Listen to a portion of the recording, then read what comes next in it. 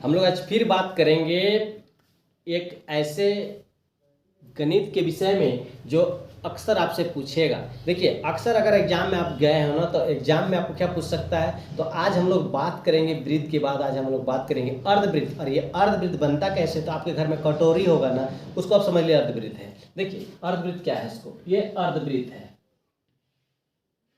ये अर्धवृत्त। या तो इसके क्या निकालने होंगे, परिमाप, या फिर इसके क्या निकालने होंगे, क्षेत्रफल, या फिर इसके निकालने होंगे यहाँ से यहाँ त्रिज्या, या फिर इसका निकालने होंगे यहाँ से यहाँ डी, मतलब इसको बोलते हैं डायमीटर, इसको बोलते हैं व्यास। तो समझना कि कुछ ना कुछ इस पर आपको निकालना ही निकालना होगा। तो आप जब इसके पूरे बेसिक चीज को जान चुके होंगे तो फिर निकालने में कोई प्रॉब्लम होगा ही नहीं, जो चीज मांगेगा आप दे सकते हैं।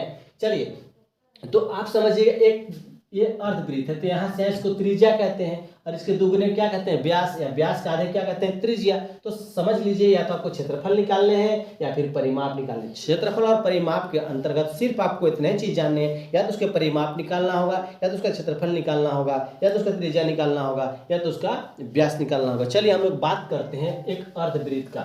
समझ लीजिएगा, ये अर्धवृत्त है। अभी हम लोग बात करते हैं कि इसका व्यास दिया हो आपको। एक अर्धवृत्त है, एक अर्धवृत्त है जिसका व्यास दिया है 14 सेंटीमीटर। तो क्या निकालना है आपको, परिमाप और क्षेत्रफल।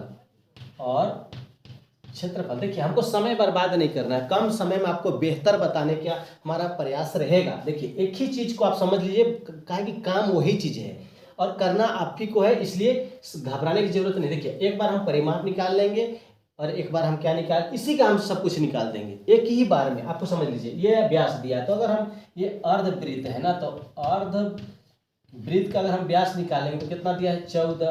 तो आर क्या होगा, 14/2, कट गया 7 सेंटीमीटर।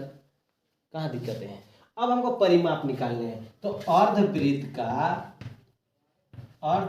का परिमाप क्या होगा, pi r plus 2r, pi r plus 2r common निकलेगा, निकल जाए, क्या बचेगा, r निकाल देंगे तो क्या बचेगा, पाई और 2 बचेगा। बात तो बराबर की है। चलिए ऐसे ही बना लेते हैं। पाई का मान आपको पता, 22/7, r के मान कितने, r का मान 7 प्लस 2, तो 2, r के मान कितने, 7। एक साथ से एक साथ कट गया, कोई दिक्कत है। 22 तो 22 प्लस 7 दूनी 14, 6 3 36 सेंटीमीटर। ये आ गया आपका परिमाप, 36 सेंटीमीटर आ गया परिमाप। ये 36 सेंटीमीटर आ गया किसका, इसका परिमाप। अब हम इसको निकाल लेते हैं। देखिए, इसी का हम निकाल रहे हैं, इस चीज का, यह चीज का अगर हम निकालते हैं तो समझिएगा बात को कि क्या निकालना है, क्षेत्रफल निकालना है। तो अब हम निकालेंगे अर्धवृत्त का क्षेत्रफल। तो अर्धवृत्त का क्षेत्रफल क्या होता है बताइए, 1/2 पाई आर स्क्वायर। तो 1/2 तो 1/2, पाई का मान पता है 22/7, आर का मान कितने 7, तो 2 बार लिखेंगे, एक साथ से 7 खत्म, 2 का 2, 2 का 2, 7 से कितना हो गया, 77 सेंटीमीटर स्क्वायर। कहाँ दिक्कतें हैं, बन गया ना। ये तो क्षेत्रफल निकालने होंगे या तो इसके परिमाप निकालने, दोनों तो निकाल दिए। अब निकालने की बारी आएगी, मान लिया जाए 77 दिया है क्षेत्रफल और इसका कोई त्रिज्या दिया ही नहीं है, समझिएगा बात को, है ना। तो इसके जगह में हम लिख सकते हैं कि एक अर्धवृत्त है। देखिए, हम एक ही प्रश्न को आपको बता रहा हूं ताकि आप इसको अपने दिमाग में बैठा लें, तो जीवन में कोई भी प्रश्न इस प्रकार का आपको दिक्कत नहीं होगा। एक अर्धवृत्त है, एक अर्धवृत्त का क्षेत्रफल 77 सेंटीमीटर स्क्वायर है, तो डी निकालिए, डी ज्ञात करें या व्यास ज्ञात करें। समझ लीजिएगा, ये ज्ञात करना है, इसका आपको डी निकालना है। हमको पता ही नहीं कुछ, केवल क्या पता है, क्षेत्रफल पता है। तो लिखिए सीधे, अर्धवृत्त का क्षेत्रफल दिया है 77 सेंटीमीटर स्क्वायर। कोई दिक्कत, तो हमको क्या निकालने हैं, अर्धवृत्त वृत्त का क्षेत्रफल बराबर क्या होगा बटा 2 पाई आर स्क्वायर। हमको निकालने क्या है व्यास।